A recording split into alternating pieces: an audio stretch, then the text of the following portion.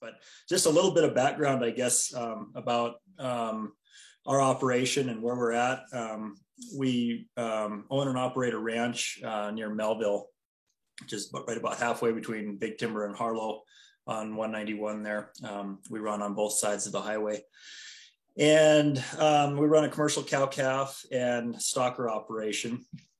And then we also lease and or stock several ranches across Montana and northern Wyoming with either cow-calf pairs or just yearling operation. And so that has kind of come about through some of our succession planning. Business needs to be profitable enough to afford to compensate the family members that are operating the business to where we can build equity outside of the business. And so we do not compensate with ownership in the business. And so we compensate with salaries. So we have salaries, and the business makes contributions to a retirement plan. And so, you know, at the end of my career, when I'm done working,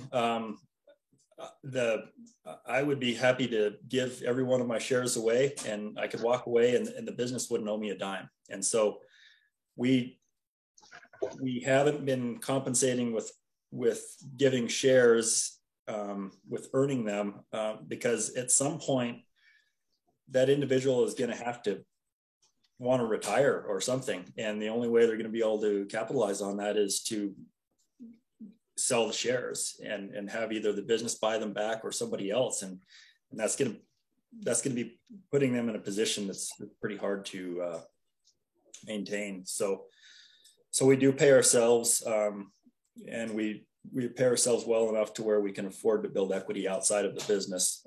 That's pretty much encouraged.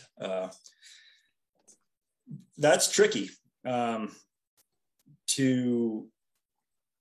especially with the margins that, you know, on the cow-calf side of things have been pretty slim lately. And so that's tricky to have a ranching business earn that much. And so that's kind of caused us to make some very different decisions than we would have otherwise, just because the business has to cash flow enough to be able to compensate the people that are working there well enough. That's kind of what's been one of the main drivers for us expanding outside of the boundaries of our own ranch and going into leasing ranches and stocking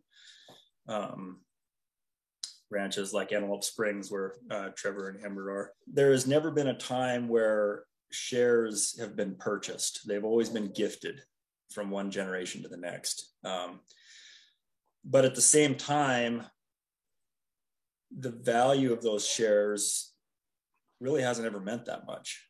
I mean, there's an emotional tie to the business, and you know, everybody gets something out of owning the shares. But as far as a financial benefit for owning the shares, or control by owning a certain number of shares, that just isn't there. And I think that separating compensation from ownership has been really key in doing that.